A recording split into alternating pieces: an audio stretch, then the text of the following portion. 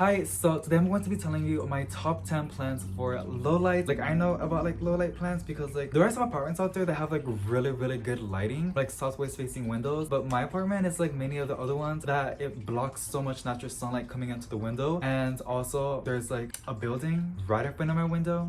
So it's like low indirect light, or like medium bright indirect light for like 2 hours during the day. That's pretty much it. And the rest is just like low light. So that's why I have so many grow lights. I have like 3 really amazing grow lights, a neck goose type of thing that you can move around the lamp. And then I have 2 garage lights, which they're literally garage lights, but they work so good. But that's not about this video of me talking about grow lights and which lights to use. So I have some plants that have performed really good without the grow light, just with natural sunlight. So I have a few plants that have performed really good in low light conditions in my apartment. Yeah, and also in artificial lighting. But artificial lighting slash like low light, it's just like indoors, you know, like it's just like an office without windows, like a bunch of light but no windows. I just want to say I'm not an expert in plants. This is just my personal experience. Yeah, if you have any other low light plants, please let me know in the comment section below. I would like to know like other plants that are low light that you guys have tried, have performed really good in your house in low light conditions. So yeah, let me know in the comment section below. Alrighty, so the first plant is called the snake plant. I have a few snake plants around me. So let me get the ones that I have with me. Give me a second. So there's a lot of different versions out there, or like species of snake plants, but these are the ones that I have with me right now. This is a moonlight snake plant, I believe, and this is just a regular snake plant. I don't know the exact scientific name of this one, but this is like the most generic one that you will ever see. It's very long, and this one is like, as you can see, it has like a beautiful like greenish creamy bluish tones on it. And then another one that I have, it's like it looks like a nest. I think it's called snake plant nest, something like that. But so yeah, snake plants are really hardy plants in low light conditions, and these are almost like succulents, or I believe they're actually like under like in the succulent family. So they don't like to have their soil super moist. They grow kind of slow in low light. They would grow really fast in bright indirect sunlight. I think my grandma has hers in direct sunlight and it's growing like crazy. So these plants like adapt in like every single condition. They can like tolerate very dry conditions. They don't need a lot of humidity, which is a huge plus for indoors, because a lot of people don't have like a lot of humidity in their bedrooms or living rooms or wherever you're placing a plant. So this is the number one that is really good in low light conditions. The next one is called the golden petals. Now there's a lot of petals slash philodendron. They literally look the same, but they're kind of different.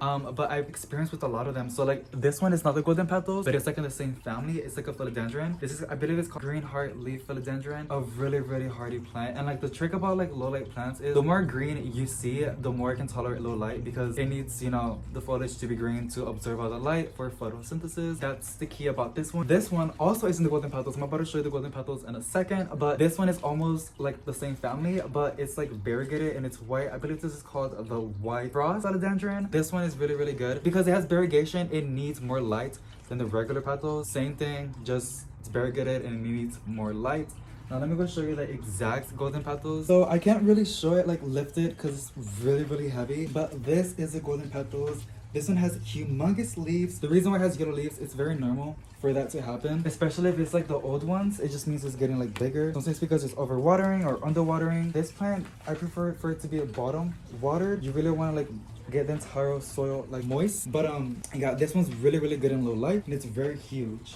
And here's a smaller version that I have with me. Now it just has 2 basic little pots. I think these are called like 4 2-inch pots. But I got these at my Walmart, and these are super cheap and very easy to find. Like I said, these are very like generic plants. You can find them almost anywhere. Yeah, the golden petals is a really good plant. It doesn't need high humidity. It can also adapt in a lot of different locations, and it performs really good and artificial lighting. I have this in the kitchen. I have no windows in my kitchen. There is no natural light in there. The only light source this gets is the ceiling light, like the light bulbs, and as you can see, it's doing pretty good. But yeah, the golden petals is a really I think it's my number 1. No, the snake plant is the number 1, but this one's the number 2. Really good in low light conditions, and it's a very easy plant for you to grow indoors. Golden petals, and as you can see, it has the most beautiful foliage. I just love how it looks. It literally looks like marble. It's super pretty. Next one is the Boston fern. Now my Boston ferns are outside because it needs a lot of humidity. Now these do tolerate very low light conditions, like in their natural habitat, they're literally like on the bottom of the floor or on the ground or like on, yeah, like on the ground majority of the time. One thing about it is that it needs high humidity. Like it needs a lot of humidity. Like I believe it has to be 75% humidity or more for it to like thrive, so the leaves won't fall off. Because if I place it indoors, the leaves will just like turn yellow and fall off and just become crispy. It just makes a lot of mess. It's a beautiful fern. These are like more for like bathrooms where you like when you take showers, like hot showers, it steams up. Your fern will like it a lot. It's a little bit of a like a difficult plant if you don't have high humidity. Like unless you live like right next to the beach, then you're good. But if you live like in Texas like me, it's a really hard plant to keep indoors. But it's a beautiful plant and I love it so much. And like I said, it tolerates low light. Like it does really good on low light conditions. The next one is called the Raven ZZ plant. I love it so much. It is such a beautiful plant. I don't know why they call it ZZ plant. I don't know why they call it like that, but it's a really let me get it for you guys so you guys. Now there's like, I'm pretty sure there's like a lot of varieties out there, but these are the ones that I have. This is the green Raven ZZ plant. This is one that I'm talking about that's good for low light conditions because the foliage is green and it's easy for it to make its own food, photosynthesis. This is called the black ZZ Raven plant. Well, that's what they call it. I'm pretty sure it has a different like scientific name. It's my favorite one. So beautiful. I love it so much. Like the leaves just turn like pure black. The fresh growth turns green and then it slowly transitions to black. So I love it so much. It's a very hardy plant. It's like you can treat it like a succulent. You can neglect it and it will do a-okay. But yeah, specifically the green ZZ Raven plant is a really good low light plant. It's a very easy plant to like take care of. It's a really easy plant. As you can see, it's shooting out a new little baby and it's so cute. You can see the tap water and it's yeah, that's not cute. I need to clean that. Maybe in a future video I'll clean my plants with, I don't know how, coconut oil, I'm not that sure, but it's gonna shoot out a new little baby and it's super cute. Like I said, it's a very easy plant. It doesn't need high humidity, so this is perfect for indoors. It's very low light. Like a lot of these other plants, just because they're low light doesn't mean like they belong in like bare like low light in the corner of like your room. It just means that they will survive in those low light conditions. They won't really grow. Now, if you give it like bright indirect light, it will like grow like crazy and it will like reward you and thank you for giving it so much light so it can make more food for itself. Green ZZ Raven plant is a good plant. I might give one to my aunt because she's getting into plants and I want to go take her to Home Depot or Lowe's and like pick some plants out for her for like very easy low light condition plants because where she lives is super low light. But thank God I know some low light plants that would do really good in her house. The next one is Cena. I never thought it was low light. When I bought it, it said low light, but it has such beautiful foliage that I thought it needed more light. There's a lot of different Cenas out there. I have this one and I have a little green one, this one, and this one. Now, as you can see, they have these beautiful stripes in their leaves. It doesn't look its best. I don't know why. They're a little bit, I don't know. I'm also like really bad at watering my plants. I tend to water them when they're like really dry. Because when you have hundreds of plants, it just gets harder and harder to water your babies. But yeah, Cena is a really good plant. And the reason I'm saying this is because I had this in my living room, like in a corner where it gets no light. It's like dark, like very dark. And it was doing good. Like it was, as you can see, it hasn't died. It's been there for like months. I think I bought this one on November and it's already, what, like I think we're on May the 2nd already. So yeah, I already placed it in my grow list because I wanted to grow more. So as you can see, the more light you give it, it will throw out new growth for you. And that's exactly what it's doing. But like I said, it survived those low light conditions. I was really shocked. I thought it was gonna die. I literally forgot about it. So I think it's also like drought tolerant. They like to like have like this soil a little bit dry. Like they don't like to have moist soil. They're like, just treat them like succulents and they will do good. Other than the fact to put them in like full burnt light, because I don't know what would happen. I'm pretty sure it will burn. I just love it so much. I love these stripes. I love the lemon line color and the greenish and then the white stripes on it. It's so beautiful. And the fact that it does so good in low light conditions, I'm obsessed with it. And here's the other one. Oh my god, it kind of looks like candy. Right, 5 more. So the next one is called the Lucky Bamboo. I don't know why they call it Lucky. This plant like does so good. Like you can place it in your bathroom where it gets no light, and I'm pretty sure it would thrive. I had this in my kitchen where, like I said, it has no windows. In a corner where it was super dark on the bottom like of my shelves, and it has survived. I got these at Lowe's for $1 because they were on clearance, but they're not really expensive. And like I said, oh, and the good things about this, you can place it in water. A lot of people place them in water and it's kind of cookie so you can see the roots. And as you can see, it's shooting out little baby. It's happy. And as you can see, it is happy because it's shooting a little baby. And I'm just so proud of it. Like, I don't want to fill it up to the top because that's what I used to do. I don't want to drown it. But when it was just like coming in, it was like submerged into water, so I don't think it's gonna do nothing bad. People always say you gotta like change the water. I've never changed the water since I bought this. It's already been months, and as you can see, it's not dying. It's because they say you gotta clear out the water every single week. Really? Because like I've had this in here, like in this exact water, months. I haven't changed it at all. All I do is like put new water in because it evaporates. I've never had an issue with it. As a matter of fact, it's happy, as you can see, and it's a really easy plant to take care of, and it's really cool so you can see the roots. And people will usually like place gravel on the bottom, but I always just want to see it and bare roots in water just for like aesthetics reasons, and it's pretty. I like it a lot. The next one is peace lilies. So there's a lot of different varieties out there. I have the variegated peace lily. I think it's called the Domino. I'm gonna get it. But this one's not really low light conditions. I think it still is low light conditions, but like I said, when it's variegated, you want to place it in a little bit more of a like bright light, not direct light, but bright light, because if you place these on bright light, they will burn, and you don't want to do that.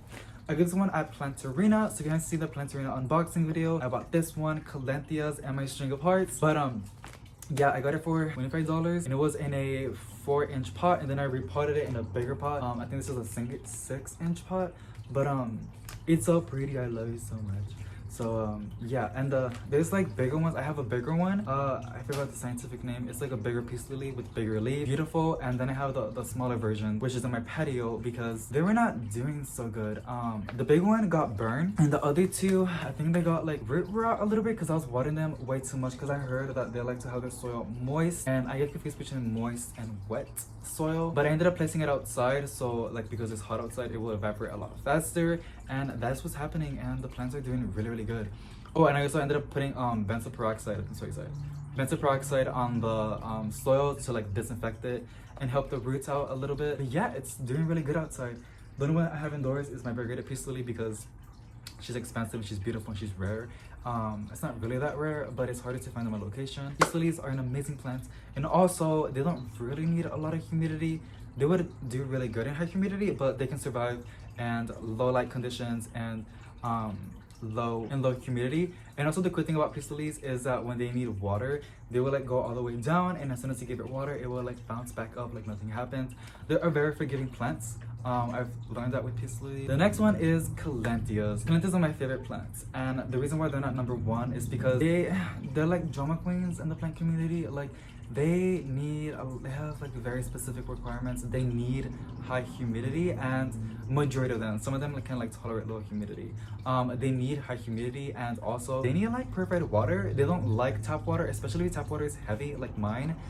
Yeah, the tips would burn or the plant would die. I've experienced both, and it wasn't, it was so sad. Calanthias are beautiful. I have a few. I'm not sure, I think this is the Calanthia. It's the feather one. It's super pretty, and the good things about these plants is that they open up in the day and then they close up at night like they're praying. So they're also known as prayer plants because of that reason. And oh my god, like at night this will be all the way up, and it just looks super pretty. And I like this one because it has like, it's super soft. It has like hairs on it. I don't think I'm just gonna pick it up. Are you gonna pick it up or not? You're not gonna pick it up. But yeah, I love you so much. It's so pretty. They like to have the soil moist, not wet. They need the soil to be moist, because if not, the tips will turn brown. Oh look, there's a new leaf coming in. Oh my god, it's like super like fascinating. Yeah, I have a lot of Calanthias. So this is one. Then I have this one, which is called the Medallion. They're known for their beautiful foliage, as you can see, and look at the bottom. It's purple. It's just so pretty. But yeah, these are low light conditions. I have a lot of other ones. Some of them are in the kitchen, some of them are outside because outside is humid now because it's summer. This is not low light conditions, but I just want to like include it in. It's called a Stramanti, and it also like closes at night. I just love Calanthias so much. Or plants who have like beautiful foliage, because like Lord have mercy, they're just so beautiful and gorgeous. And this one is like so happy. The next one is called the silver leaf Petals. Now I thought it needed to be like in brighter conditions because the foliage is like a little bit variegated, but it turns out no, like I have it in a very dark spot, and as you can see it is growing really good. And the reason why they call it silver leaf petals because the foliage, those spots, I don't think the camera's picking it up, but it looks like aluminum, like metal, and it's super pretty, you guys. I have this one. I have a smaller version. It's under the little shelf right there, but it's I don't know, it's not in the frame. But it's such a beautiful plant. I love it so much. But yeah, this is a really good low light plant. Alrighty, and the last plant of my top 10 is called the Chinese Evergreen. Not much to say about this plant. It's a very easy plant to take care of. It really does good in low light condition. And this is the Chinese Evergreen. Kind of huge. It has grown a lot.